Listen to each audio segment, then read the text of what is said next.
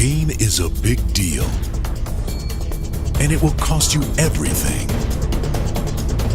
The risk is great, but the payoff even greater.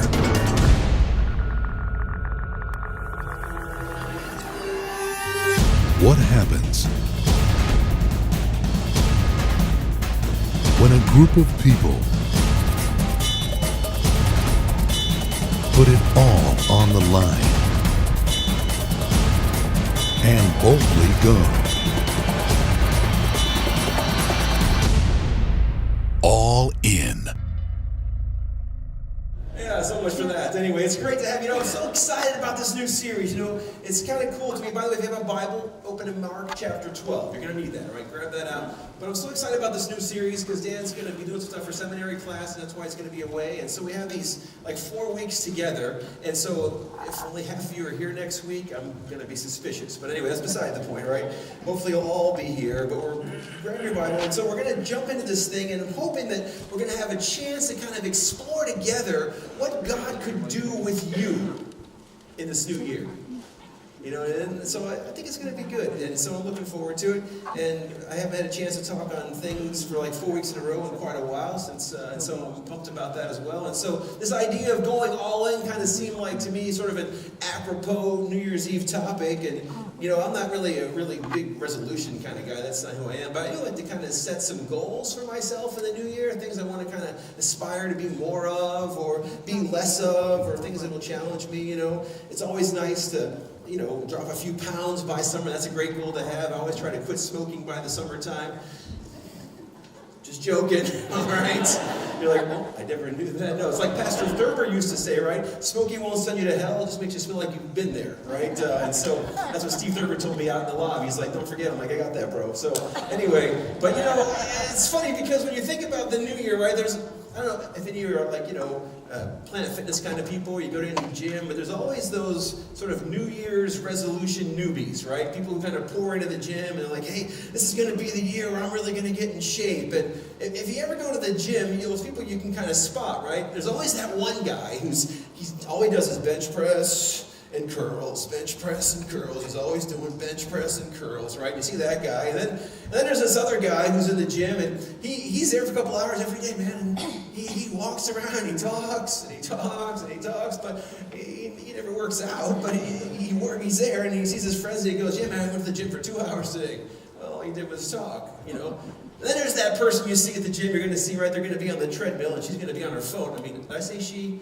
Well, I didn't mean well, because if you're a guy on a treadmill in a gym on your phone, you should be shot. I'm just going to tell you that, right? So anyway, but yeah, so there's that person on the treadmill, and they're on their phone, they're talking or whatever. And then there's some people, and I know this is probably not politically correct, and maybe it's a blessing we're not online today, but there's people wearing Under Armour who just shouldn't. You know what I'm saying? That you see them there, and you're like, wow. Now if I could get away with it, if I would look that good in Under Armour, I'd probably be preaching Under Armour. But as you can see, I'm wearing a sweater, so that kind of explains what's going on in my life. But there are these people, right? They're the people that show up in the gym, and you get in. And so whether you're hoping to get a little more toned up in 2018 or whatever the case might be, I've had friends of mine who've been workout partners. One of them's here this morning. And, one of the things you have to know about working out, right, is that if you're ever going to do anything significant, it takes a plan. You don't just roll in, right? You can't just walk into Planet Fitness and walk out and you got abs. It doesn't happen like that, right? If it does, go walk in there this morning, I come back later on and go, wow, nice abs. It doesn't happen like that, right? It takes having a plan because, you see, desire is really nice, but desire is not enough to really get you there. It takes discipline. And you have to get beyond desire and step into discipline. And so anybody can have a desire to do something, but it's the people that take steps forward that make the difference. And while that's true about getting in shape physically, it's true about getting in shape spiritually as well. And so here we are on this, right? There are some things in spiritual growth that you can't pray yourself into or pray yourself out of. It's going to take discipline and spiritual discipline to make certain things happen. And here's what I want for us. Right? I'm just going to be really honest. Here's what I want for us as a church, as people, as we launch into the brand new year. I want 2018 to be your best year ever. your best year ever with Jesus. Your best spiritual year you've ever had. You see, because as a church, I said earlier, we're not about getting stuff from you, we're about giving stuff to you, right? That's what we're about. And so I want 2018 to be the best year of spiritual growth you've ever had. I want to get to the end of 2018 and say, so how was your year? And you say, you know, right, it was like the best year ever. I know Christ better now than I ever have. That's what I want to happen in 2018 for you. And for me. I want that for my own self, right? My own family. It's true, and it's true spiritually, and it's true physically, right? That if we're going to have a plan, we're going to have a plan, and the plan's going to include discipline if we're going to make it happen, right? You got your notes. Grab your notes, right? I want you to write this down, all right, because it's really kind of important. A little drink, sorry. And it says this, right? A growing relationship with Jesus is intentional, not accidental. A growing relationship with Christ is not going to happen in 2018 for you by accident. You can't just walk into a church and you walk out with Bible abs. It doesn't work. Just like you can't walk into Planet Fitness and walk out with a six-pack. It doesn't work like that, right? It's not how it happens. If you want to be godlier this year, it's not going to happen by accident. You won't trip and fall and wake up godly. It's something. Now hear me, right? This has nothing to do with God's love for you, right? That's not what I'm talking about. I'm not talking about that. He loves you whether you come to church or not. He loves you whether you read your Bible or not. Right? I'm not talking about that. But if you want to grow spiritually, if you want to be more mature in your walk in 2018, it's not going to happen by accident. You know, Jesus talked about this kind of stuff a lot in the Gospels, and if you've never read through the Gospels, once you finish this Acts study with me, right, grab your Bible and just read through the Gospels. Read through all 4 books, Matthew, Mark, Luke, John, and as you do, you're going to find out one thing for sure. They're mostly about Jesus, right? Those books are about Him. That's what they're about. And you're also going to find something else out as you read through those Gospels, that kind of what's happening there are these guys who are these religious leaders, and their job, they felt like, was to try to make things tricky or difficult. They tried to trick Jesus. They tried to kind of trip Him up. That's what they were about. They were trying to catch Him in stuff. And here's the thing. Jesus is so much like me, or, well, that's weird sounding, but what I mean is this, right? Jesus is a really bottom line kind of guy. And He likes it simple, and I'm just not smart enough for it to be complicated. And so if you read through the Gospels, you'll see that happening, right? They're trying to trap Him. And so one of the things they do is they ask Him this question, what is the greatest commandment? Which is so kind of unusual because at that time in their life, right, there was like 618 different laws they were trying to follow and put in place. And so they were asking not because they really cared, but they were asking to kind of make Him stumble. And so Jesus, being sort of straightforward and very simple in that respect, He says something in Mark chapter 12 that I want you to get to, right? Mark chapter 12, look at verse 30. This is awesome. This is going to be our theme verse for all 4 weeks together. So I want to encourage you to memorize this verse. You're driving home today, get ready to eat lunch, start sharing the verse together. It's not a difficult one. In fact, we're going to practice probably every week we're here. But here's Jesus kind of breaking it all down, right? All 618 commandments. He's putting them into one box. And here's what He's saying. Look what it says. Like, you can just read it with me, right? Love the Lord your God with all your heart. I feel kind of a sermon series coming on here. All your heart and with all your soul and with all your mind and with all your strength. 4 weeks. That's what we're going to be right here. Mark 12, 4 weeks on this verse. We're going to move out from here. You see, because Jesus didn't ask something from you. He asked for everything. And He's not looking for statements from us. He's looking for surrender from us. That's a whole different mindset. He wants everything in your life. And so the most important commandment, to me, it looks like it says, go all in. Put all the chips on the table and be a follower of Christ. And now here's the thing. You can't do that without a plan. Because it won't happen by accident. And so over the next several weeks, we're going to try to lay out a plan with each other. And we're going to try to take this journey together. And we're going to share some life stuff together as we go. And I'm really believing it's going to be awesome. And so I do hope you're here all 4 weeks. Because you can't count on watching it online because we forgot today. So be here. That's the better choice, right? And so this morning we're going to talk about this idea of heart. What does it mean to love the Lord your God with all your heart? Have you ever thought about that? And we're going to talk about heart first because really, in my mind, it's probably the hardest part. It's probably the most difficult thing because most of things in life are doing what? They're trying to get the first place in our hearts. Your job's trying to push up there, this thing, that thing, whatever, and Jesus says, love me with all your heart. And so as I worked, and I prayed, and I prayed, and I worked, and this has been a full week of just really asking God, what does it mean? What does it mean to love you with all my heart? And it's not an easy answer for me. It took me a long time of long lists and spreadsheets and whiteboards and working through it. And then as a while, finally, God just kind of began to sort of sift it down. And it came up with this thought right here. It's about our money. You see, because our heart and our money go hand in hand. Out of all the things in life that want to push to be first in our space, I think it's this idea of money. And this is one of the biggest challenges that we face. And so right there, I noticed when I said that, it got a little tense in here. It's okay, don't worry, don't panic. Because you know what? Time out, we don't need your money. God doesn't need your money. Our giving's up. We're meeting budget. Praise God, that's awesome. I'm celebrating that. We're like 20,000 in the black from last year's. We're closing out, right? But after all my time in ministry, one thing I've learned is that people's hearts and their money go hand in hand. Those two are tied together. And so if you'll give me just a couple of minutes, don't tune me out and I'm like, oh, great. He's talking about money on Christmas Eve. What the heck? Don't tune me out, right? Just give me a couple of minutes to kind of tie this together for you. Right? It's kind of like, I'll give you an example, right? Let me show you. So when I met my wife, Debbie, who's sitting out there looking lovely. Thank you, Debbie, for coming today. Sometimes she's like, oh, I don't know. I get so nervous when you're talking. I said, you think you get nervous. So anyway, but it's kind of like when Debbie and I started dating, right? People saw us together like, oh, that's not working. That's not happening. I mean, there's Debbie, right? She's attractive, she's godly, she loves Jesus. People want to be around her. She's got all these great attributes. And then that's like me. And people are like, I don't see that. I'm not sure about that. But you know what? I just want to say, some of you probably come here because you can connect with me on that, by the way. You're like, yeah, I get that, Brad. I get it, right? But here's the thing, right? Give it time.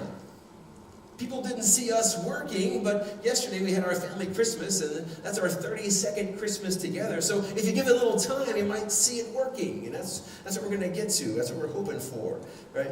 And so it's going to be awesome. So before you write me off and you write this talk off, let's just see how it works. Because remember, this is not a message about money. It's a message about Jesus, and it's a message about our hearts. That's what it's about. It just so happens the two seem pretty closely connected together. And so I'm going to give you 3 truths along the way. So you're going to want to write these down. If you don't have a pen, find one, borrow one, share a Bible. It's all good, right? But you're going to want to write these down. And this first one is pretty interesting to me because even if you don't believe the Bible, even if you think that you're just here because somebody invited you, you're with family, you have to come today, or whatever the case might be, that's fine. I'm glad you're here, certainly. But you're going to have to concede this first one is true. All right, the first one, here it is, number 1. If I'm financially connected, I'm emotionally connected. If I'm financially connected, I'm emotionally connected. I mean, that's just true, right? If you're connected to something financially, generally speaking, you're emotionally connected to it. And I'd almost go as far to say that it's probably impossible to be financially connected to something and not be emotionally connected to it. If you own a house, right, you're emotionally connected to it when the water heater goes out. Or when your gutters are frozen and the stuff's flowing over the top. I mean, let me give you an example, right? Here's an example, right? Of financially, emotionally. That's my motorcycle right there. That's my Suzuki. That's sitting in my shed right now, just begging me to go ride it. But I'm like, I'm sorry, honey, you can't come out right now. But I went out and visited yesterday to get the snowblower out, just so you know. That's what I was in there for. Anyway, all right. But so this is my sweetest day gift from my wife. A few years back, she got this for me, right? And so we were out, and we were, it was a great deal, and I loved it, and it was a surprise. And so I got this motorcycle. Debbie had this really awesome tattoo, and you can ask her to see that later. You're like, she got a tattoo? She seems so nice. She doesn't have a tattoo. It's another joke. It's another joke. No tattoo for my wife, trust me. She doesn't have that, right? But here's the thing, right? So this bike, I was out riding it last summer with some buddies, and I hope that some of you will be riding with me this summer later on. I was out riding with them, and just kind of, motorcycle riding is awesome, I love it, but every now and then something happens, right? I'm just kind of out in the middle of nowhere, somewhere in southern Ohio, and it went from a beautiful sunny day to kind of gray, cloudy, and raining. Now, riding on a motorcycle is just bad any way you slice it, right? It's more dangerous driving, and if you own a black motorcycle like that one that I have, every single spot shows when you get back home, right? There's crud in the pipes, and the black's all spotted up, and it looks terrible, and so I got all wet, the bike got all wet, and so guess what I did when I got home? Well, I cleaned it up. I washed it, I waxed it, I dried it off. You know why? Because I'm emotionally connected to that bike because it cost me a lot of money. You see, that's how it is with us. When we're financially connected, we're emotionally connected. You know, it's like this. I mean, have you ever loaned somebody money and then all of a sudden you don't see them around anymore? I mean, I usually call those people family members, but you know, that's how it goes, right? Or, I'll tell you what, if you want to lose a friend, if you got somebody in your life you want to get rid of, just loan them money. And they'll be gone. Like, what happened to you? But the crazy part is this, is that they'll be gone, but then you'll be like, dang it. Why aren't they coming around? They owe me some money. You know, I'm a landlord, right? I do the landlord business thing. I have some tenants who owe me some rent, some back rent. Funny, they've stopped texting me. They don't answer my calls. I stop at their house, they don't seem to be home. Because, well, they're not paying. And guess what? I'm not happy about it because I'm financially connected because my money's involved there. That's how it is, right? And so now here's what's fascinating. Matthew chapter 6, verse 21. You can just listen to this one, right? Or Luke 12:34, it's there again. But it says this, for where your treasure is, there your heart will be also. It's one of my favorite verses of all time. One of my life verses is this verse, right? Because I want to make sure my treasure is in the right place, because if my treasure's in the right place, my heart's in the right place, and I'm the right person. So, now, here's the thing about this. One of the things I do here at community is meet with some folks, right? Guys come in, I have lunch with guys, breakfast with guys, whatever. And we're talking about life. And someone will say to me, hey, Brad, man, it just seems like my spiritual life has kind of come to a stop. Like there's some kind of roadblock in my life. And so we're talking about, I'm like, how's your prayer life? How's your Bible reading? And then I say this, I say, so tell me, how's your giving? They look at me like, what? That's not really any of your business. But see, here's the thing. Maybe it's not my business. I don't know. That's whatever. But if you ask me for guidance, I'm allowed to ask you whatever I want to ask you. And so I might ask you that question. And here's the thing.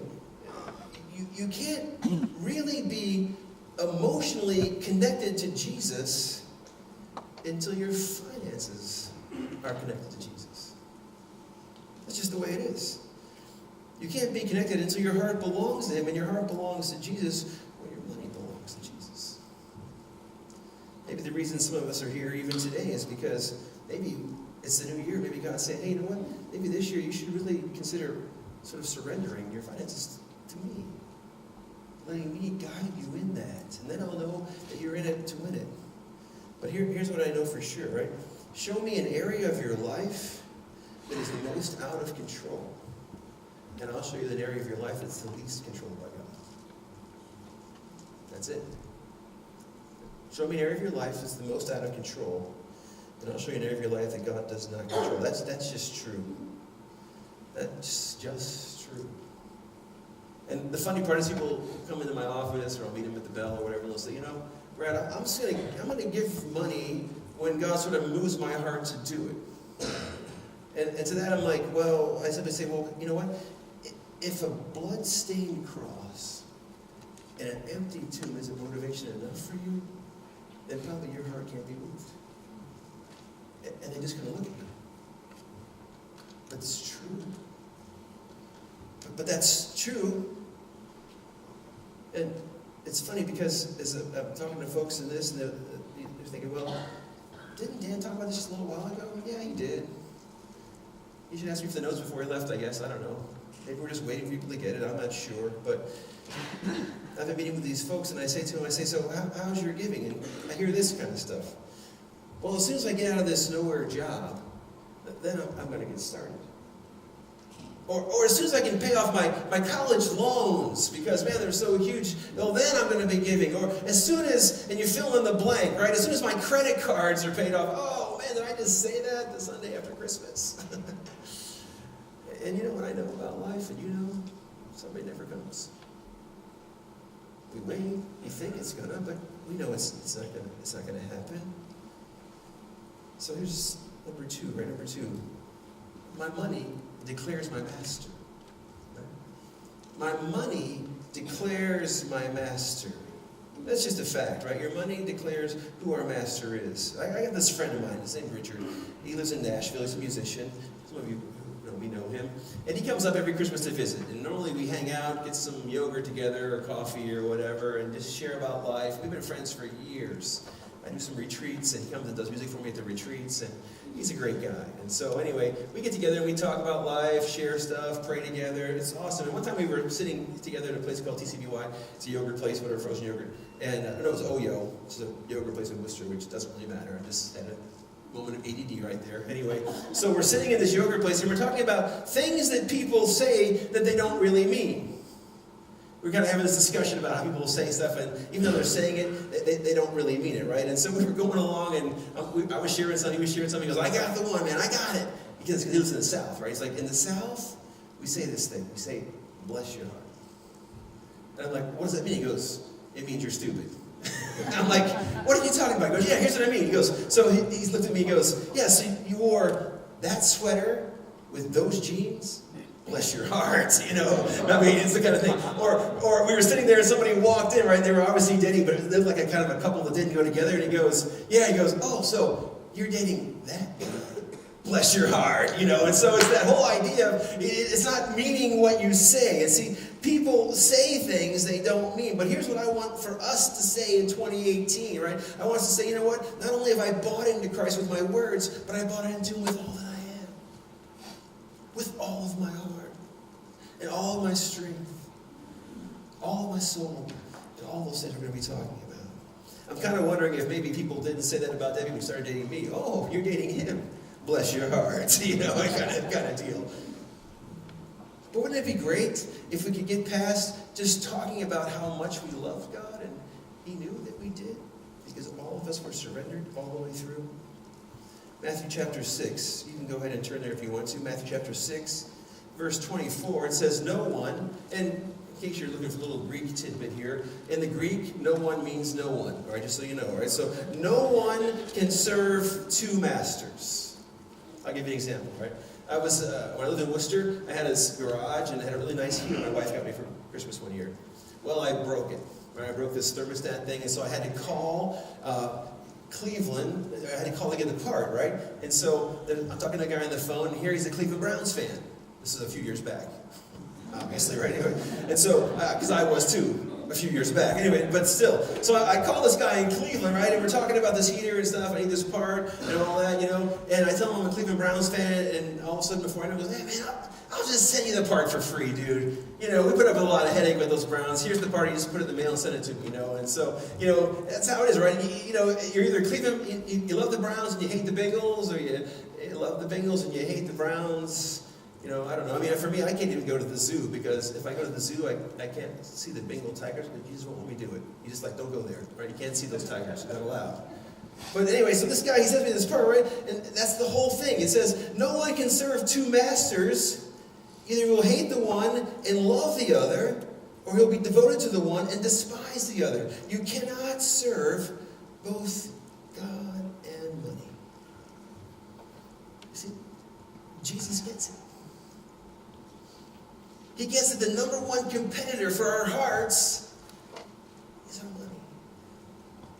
It's the thing that wants to jump in and take control. And I'm telling you, I've been a pastor over 30 years, and it's true. It's so incredibly true. The number one thing that rips apart families, people, marriages, it's money. Don't believe me? Just wait until somebody in your family, maybe your mom or your dad, pass away, and you have to settle that with your siblings. And see how your family goes. I hope it goes great, but man, so many times it doesn't. The Bible says the love of money is the root of all evil. You see, it's spiritually impossible to say you're surrendered to Christ and not have your money be surrendered. The two don't go together. The two, Jesus said that. So now listen, I get this, right? I get that surrendering your finances to God can be kind of scary. I get that. That's part of later on this month why I'm going to be launching into the small groups thing. That's a cool place to be, to kind of learn from each other, have each other sharpen each other, do life together. That's important, right? Get people around you. And maybe you have trouble with budgeting. So you're in a small group, they say, hey, let's talk about budgeting. And you work on a budget together. I don't know. That's a thing that can happen, right? Maybe you have credit card issues, and people there who are good with money in your group can help you. Or if not, let me know. I'll help you. I'm not great, but I've been through Dave Ramsey's Money Matters thing several times, financial peace, whatever. I'll help you with that. Because it's important that you get that under control, that you get that handled. And you know, you can, in fact, if you want to just like mark that on that card, hey, Brad, call me. I need help with my finances. I'm not going to give you any money. Trust me on that, right? That's not the answer, because that's not the answer. The answer is getting your house in order. That's the answer. But we have people here who work here who are great with money, and they'll meet with you. I know they will. They'll sit down with you and help you figure out a plan. Because you know what? There's probably hardly any greater freedom than not having to live paycheck to paycheck. That's like one of the greatest freedoms ever. When you're not in that place where you're just so consumed that there's no joy. That you're thinking, oh, well, I don't even talk about my money because I don't want you to know how much I make or whatever. You know what? That's crazy. That's the enemy. I do lots of weddings with young adult people, and every time I do a wedding, part of our premarital counseling is people come in with all their stuff. Their student loans, and their car loans, and their bills, and we sit down and we put it on the table and we work through it, because what we talk about between them and me stays with us, and we help them land a plan to move forward. But your deal is not going to surprise or shock me, and it stays between us. Because remember what I said in the beginning? We don't want anything from you, we want everything for you. We want you to be free. We want you to live in freedom. I want you to be all in. That's what I'm desiring. I'm desiring that you can be all in. And so, no strings attached, right?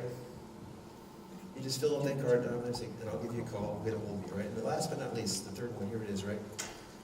God's not trying to take something from me, but rather pour something on me. God's not trying to take something from you, but what he wants to do is pour something on you. It's a whole different deal when you see it like that. It's an incredibly different picture. You know, I just heard, well, never mind. I just heard this song go through my head. Pour a little sugar on me. If you know that song, forgive me. That's that 18 moment coming out on me again, right? But anyway, wherever that. So, but see, God's not trying to take something from me, but rather pour something out on me. You see, all of us have fears, right, in life. Maybe somebody have fears about clowns, right? Clowns after midnight, that should scare anybody, right? You know, we all have fears, and some of us have fears that are maybe even a little bit on the irrational side, right? They can kind of take us and they make us do crazy stuff. Like maybe you're a person who, when you hear a plane flying overhead, all of a sudden you just kind of jump under the table. You think it's going to land on your house. Right? That's an irrational fear. That's what that is, right? And so it happens, and we all have them, right? But some of you here this morning think this, right? Here's your irrational fear. You think, man, if I give God my life, if I give God my finances, he's probably going to screw it all up. But you know what the reality is? Here's the reality right here, right? Most of us screwed up our life on our own. We didn't need God's help. Right? I mean, I think of my own life and the things I've done that have been crazy, mistakes, poor choices, and it wasn't God at all. It was me trying to run my show, right? And so, if you're here this morning and you don't know Christ personally, all right, I'm going to let you know, he's not trying to take stuff from you. He wants to pour something out on you. He wants to give you something. He's got a gift for you. And the same thing is true about our money.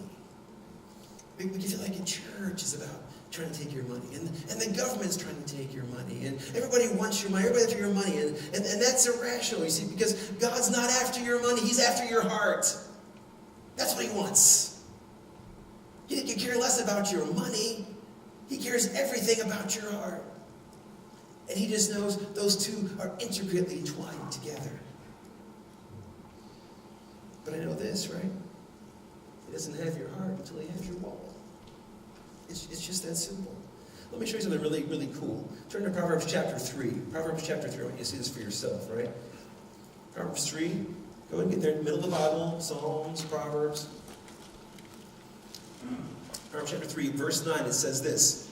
Honor the Lord with your wealth. Right? Right? There's where we lost people. I'm not wealthy. So I guess I'm good to go. I guess it doesn't apply to me. The one verse in the Bible doesn't apply to me. Wrong answer.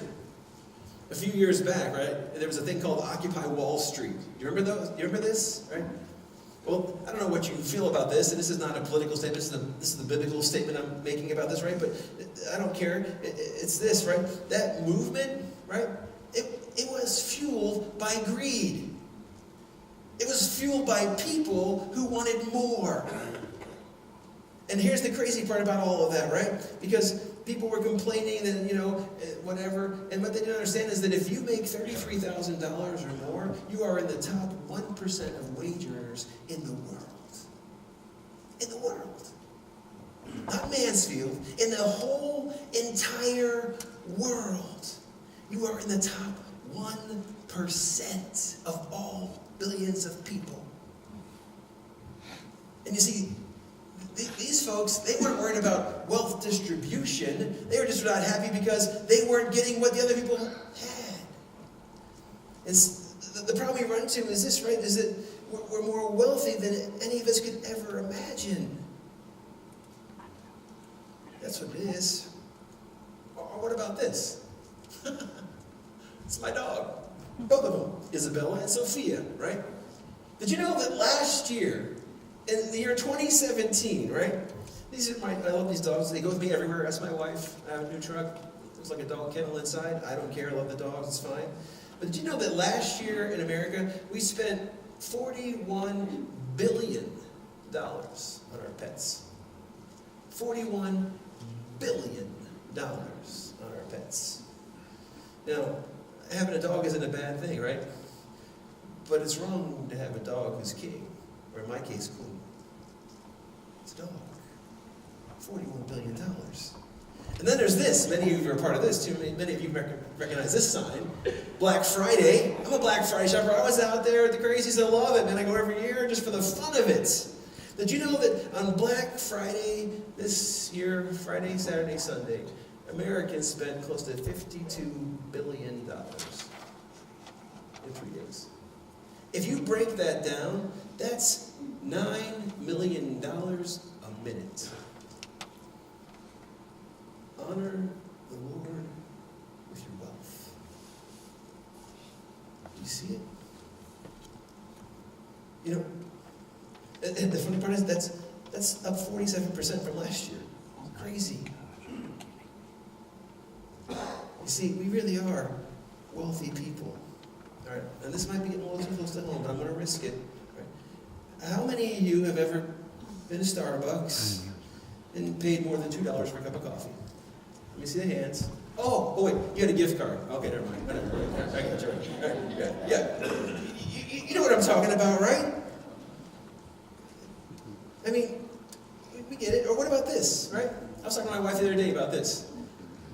She's doing some cleaning or whatever, or taking some stuff to Goodwill, and she was cleaning out her closet, right? And so I'm wondering, this is not her shoes, it's just a random picture that Addie found for me, right? But how many of us have more than 5 pair of shoes? Just raise your hand, get more than 5 pair of shoes, right? Yeah, most all of us have at least 5 pair of shoes. We got the work boots, the snow boots, we got the sandals, we got the shower shoes, we got the whatever shoes, we got the slippers, we're up to 7 now. We have that. This past year, a friend of mine who does ministry in an urban setting, right, he had this big push, and he was talking to me about it. We were talking about ministry ideas, and he went in and adopted this elementary school of under-resourced children, and their goal was to have every child get 1 pair of shoes. 1 pair. All of us just said we had at least 5 pair. But we're not wealthy. Are you catching it? We say we're not wealthy because why? Because we compare ourselves to Warren Buffett or LeBron James. But I don't read the Bible when it doesn't say compare yourself to LeBron James or Warren Buffett. It says honor me with your wealth. Right? Look at the verse. Honor the Lord with your wealth, with the first fruits. By the way, not the leftovers of all your crops. That's all we have. Now, look at this. This is cool because it's a promise from God. That he's trying to pour something out on us. Remember I said this a few minutes ago, right? He doesn't want something from you. He wants to pour something on you. Look at it. He says, because then your barns, verse 10, might be filled. Nope. will be filled to overflowing, and your vats will brim over with new wine. God says, I will pour out blessing on you. All right, one more verse, and I'll be done. Which means I can probably go another half hour. That's beside the point. All right. Turn to Malachi chapter 3. I want you to see this for yourself. This is incredible. This is incredible truth. Unbelievable truth. How I missed it sometimes I don't even know. Let me ask you a question. Malachi chapter 3, verse 8. It says this. Will a man rob God? Anyone been robbed? Anybody been robbed? Okay, good. So I know to go to your house later because you know how to get robbed at your house. Okay, anyway, but yeah, I never have been robbed, thankfully, but I've been chased to be robbed. I grew up in Chicago, and when I was in school at Moody in Chicago downtown, I worked at a hotel called the Ambassador West, really plush hotel, nice. I was not anything fancy. I was the guy that when you got out, you gave your car keys to, and I parked your car. I was a car valet. But we'd work late hours, man. We'd work really late and get off in the middle of the night because everybody's kind of back or whatever. And so one night, man, I was just beat. It was a Friday night. I had been at school all day, and I had worked all night practically. And so I'm walking back to Moody, back to my dorm, and I got pockets full of tips and money. And I'm thinking, man, I should probably go down Chicago Avenue because that's like a well-lit street. But if I go down this road here, it's a shortcut to the school, and I'll get there quicker. And I'm so exhausted, I don't really care. And you'd think I'd know better, right? Because I grew up there. So I take this sort of dark, less desirable street, headed back to my dorm, and as I turn the corner, all of a sudden I look and there's some guy walking behind me, a little ways back. And so I start walking a little faster, and all of a sudden there's two guys walking behind me, and they're walking a little faster. And so then I start kind of breaking into a jog, and next thing you know, I'm running as fast as I can, they're running as fast as they can, and I come across the corner, I'm on State Street, boom, I turn around, I pop right into a coffee shop, and I'm like, rescued by coffee. It was awesome. But it was fearful for me, right? I was like, wow, I could have been robbed. It was scared the heck out of me, right? But look at this, chapter 3, verse 8. Will a man rob God? Yet you rob me. But you ask, how do we rob you? In tithes and offerings. And obviously God expects both. Look at verse 9. You, oh my gosh, are under a curse. Have you ever been cussed out? Besides your wife, I mean, you know, I'm just kidding. Right? Have you ever been cussed out? Too bad it's probably Christmas and a family gathering or whatever, but anyway, I don't know. I have been. I've been cussed out by Christians, non-Christians, just life happens and stuff goes like that, right? And it doesn't really bother me, to be honest. But wow, the thing I don't want to happen is I don't want God to curse me. So I don't want to happen. That's never going to be one of my life goals. Look at verse 9. You are under a curse, the whole nation of you, because you are robbing me. Whoa, whoa, whoa. How do we end the curse? Well, it's like this. Your finances are either blessed by God or they're not. It's that simple. And here's the thing. You're the one that decides. You're the one that makes the choice. Verse 10, bring the whole tithe. Let me explain this really quick in case you're just a snooty or whatever. What is tithing? Tithing's 10%, right? It's a math thing. I don't know too much about math. I'm not great at math. I think maybe Satan invented math because God's a God of order and not confusion. And is there anything more confusing than math? I don't think so. But anyway, if you're a math teacher, I'm sorry I offended you. I didn't mean to. Factor it in. I don't know, whatever. Anyway, but yeah. So tithing, right? So it's 10%, net, gross, whatever. So you make $10. And you give God $1. I get that. I can do that. Or maybe you make $100, and then you give God $10. Now, wait a minute. That's a little more difficult because $10 will get me a really nice Chipotle burrito, and I love Chipotle. Not more than I like Taco Bell, which would give me lunch for a week at Taco Bell $10. But anyway, whatever, right? One time I got a $50 gift card from Taco Bell from somebody. It's a kind of a joke, but I ate for like more than a month. It was awesome. But anyway, so you get $100 and you give God 10. But now, what about if you get $1,000? Well, that's like $100, and you probably could use $100, right? That's how we feel about that, right? It seems like too much to give, maybe. But hear me on this. There's a question. Who gave you the job that helped you make that money? Where did that job come from? Where did that money come from? Who gave it to you? You see, God wants to bless us, but he has to have your heart too. Until he has your finances, he doesn't have your heart. And so he's just asking you for like a tenth of that or whatever. Look at the rest of the verse. Verse 10. Bring the whole tithe into the storehouse, the local church, right? Now you can disagree with me about that. You're welcome to be wrong. I don't care, right? But here's the thing, right?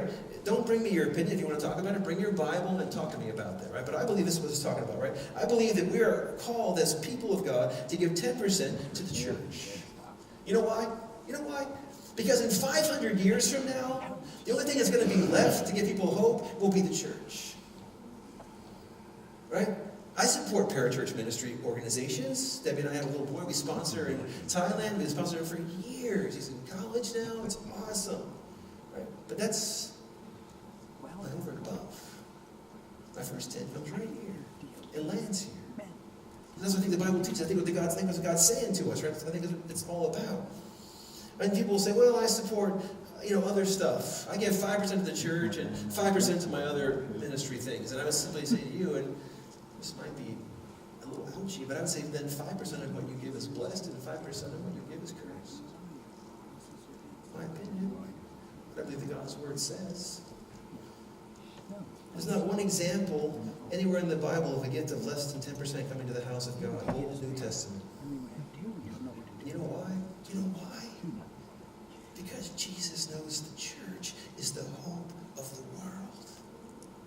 And without the church, without your giving, the church can't go forward. And so God makes provision for the local body to survive, to bring the hope, right? Look at verse 10. Bring the whole tithe into the storehouse. This is my favorite part. That there may be food in my house. I love that. Love that. Let me get a quick question. This morning when you got up, you walked out into your kitchen, right? Open the little door in your cupboard or whatever, your pantry, and there was some cereal in there. You pulled it out, you got your cereal bowl out, you're like, man, all right. Like me, all my kids are here, right? My son, my daughter-in-law, my son-in-law, my daughter, my grandson are here. They're all here. Say hi to them later on. It's great. I'm so glad they came in. We had our Christmas yesterday. So I knew they were all coming to town, so guess what Debbie and I did? Go to the grocery, we filled our cabinets with food. Because you know how as young adults, when they show up at your house, they eat everything in sight. I'm just glad my dog's still around. Anyway, whatever, But that's what happens, right? So, but I felt so good about that because I knew that when they get up in the morning, there's food in the house. So, Dad, I'm pumped about that. And what excites me about this is that this morning, when you rolled into Community Bible Church, there was food in this house.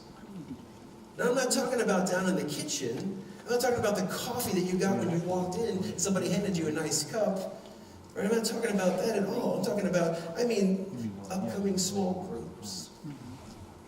I'm talking about worship this morning. I'm talking about teaching and opening the Word of God together, right? I'm talking about that's the food, right? On a Sunday at Community, this room was filled with people because there's food in the house. Do you get that? Do you see that? This week I've met with people in my office, outside of my office, in a restaurant. I've been together with people, right? And I've met with people in their spiritual journey. You know why I can do that? Because there's food in the house. That Community Bible Church. You know why it's possible? Because this is the church filled with a lot of generous people. That's why. Because a lot of people here have surrendered their whole heart to Jesus. And because of that, there's food in the house. And so, if you've been giving in community, I want to show you something. Might bless you. It's kind of the fruit of your generosity. Because all around this room, right, just for a second, right? If you came to this church and sometime in your journey here, maybe you gave your life to Christ, maybe you were baptized, maybe you met with Dan, he's walked you through a difficult situation, or somebody else here has met with you and helped you. All right, if that's you here, just put your hand up, right? If any of those apply to you, something like that, you've just gained ground in your spiritual life from being in this church. All right? Yeah, just put them up high. This is a great thing, right? All right, you see that? You know why that's cool? That's because so many of you have been generous people. And because of your generosity, there's food in the house for those that come. That's awesome. People finding renewed faith, renewed hope. I wonder how many marriages have been rescued over the history of this church because people got it. Because people understood it. Because the truth of the matter is that there's food in the house because people who are generous come here. And I believe this to be true, right? That this whole thing about the world that we live in, right? The reason the kingdom of darkness is so prevalent isn't because Satan's so big. It's because Christians are so greedy. Right? We don't have a money problem. We don't have an inflow. We have an outflow problem. That's what it is for us. Right? That's what it looks like. Right? God doesn't want anything from you. He wants something for you. Look at this, verse 10. Test me in this, says the Lord Almighty. I'm the Lord God Almighty. I can do anything. I'm not worried about your checkbook. I'm worried about your heart. Funny how the two just seem to go together. And see, verse 10, if I will not throw open the floodgates of heaven and pour out so much blessing that you will not have room enough for it. That's the promise of God. I don't know about you, right? Maybe I'm just too simple-minded to believe God at what he says. But I'm all in for God's blessing being poured out in my life. And I know where it starts. Let me show you something. Right? Not this. Not this. I'm going to introduce you to a friend of mine. Right? I'm tucked away in this little table here. And just so you know, this illustration is on target. Just kidding you. All right, I'm just joking, right? So I'm going to introduce you to a friend of mine, right? So here we have Mr. Skittle. And this is Mrs. Skittle, right? And so they're going through life, and it's a new year. Pretend like it's New Year's Eve. Oh, wait, it is, right? And so one of them says, well, man, we're looking at our budget, we're looking at our finances. What are we going to do? Oh, well, let's see. We got mortgage payment. Oh, wait, mortgage. What are we talking about? Mortgage, you know. Okay, we got a cell phone, all right, so that, and then we got some car insurance, and we're saving for the kids' college fund, and, well, your mom, we got to take her out to eat once a year, or whatever, and, yeah, I should have got a bigger table, obviously, but anyway, there's nothing left. That person says this, he says, well, off the vacuum. They say, you know what? First, I'm giving this to God. First thing. And they put it over there. And then they have mortgage. And they have cell phone. And they have car insurance. But this right here, this is God's. Right at the top. And then you know what God says? He says, you know what? If you're faithful to me in this, if you'll test me in this, then I will pour out a blessing. And Archie doesn't say, I'll just fill your cup. He says, no, I'm going to pour out a blessing on you. It's going to be so much that it's going to overflow. And you're going to know I'm God and you're not. And you're going to have plenty. Because that's how God is. And because that's his promise to you. You see, God, wow, I'm sorry, Pete, who vacuums. God doesn't want something from you. He wants to pour everything out on you, but he can't do it until your heart is his. And you'll never know if your heart is his until your checkbook is his. It's that simple. That's just it. I love that about God. Because you see, his bucket is so much bigger than ours. And he never runs out. And he never falls up short. And he never leaves you hanging. Honor me with your wealth. The first fruits of your barns. That your vats might overflow with Skittles. In the Message Bible probably it says, I don't know. But you get the idea. He wants you to be blessed, not cursed. That choice is up to you. It's that simple. We're heading into 2018, right? Tomorrow morning will be a brand new year. If you want to launch out on the right path,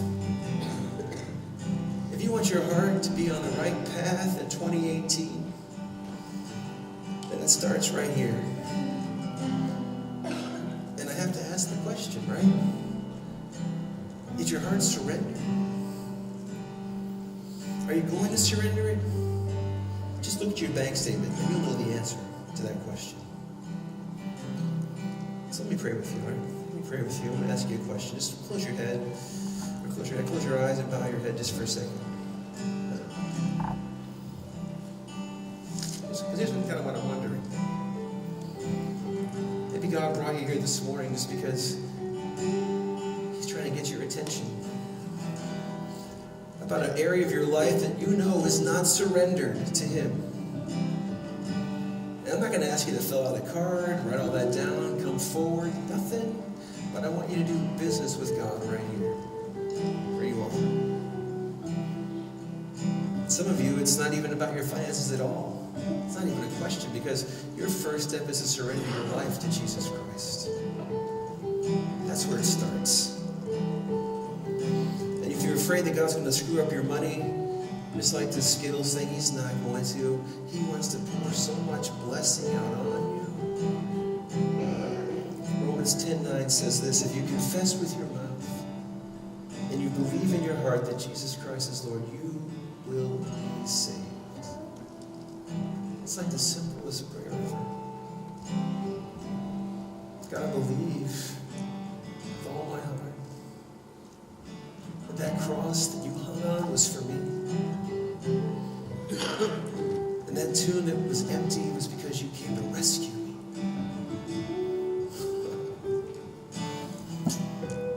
Lord, I pray, God, this morning, that as we leave this place in just a couple of minutes and we wrap up the day, God, I pray that you would just help us as people. Help us to walk with you. Help us to surrender to you. And I pray, God, that we'd have the courage to trust you. Because really, surrendering our finances is really a matter of trust. And if we can't trust you, God, then who do we trust? And so I pray, God, that you give us the courage to look at our checkbooks and to look at our budgets and to see if you truly are Lord of all. And if you're here and you just simply ask God to free you from the things that have been holding you back, and you're like, I just got to get my life right with Jesus. Let me know that. Mark that on that card, and there's some boxes in the back. You can drop them in on your way out. I'm going to hold you this week. If you need help with your budget, you know, with your finances, let me know. And there's some people who are really good at it, we'll get with you. We want freedom for you. We want to live in the light of all that Christ has you to be. And so, Jesus, we love you. And we give the morning to you. We give our lives to you, God, afresh and anew. Because every year is to begin.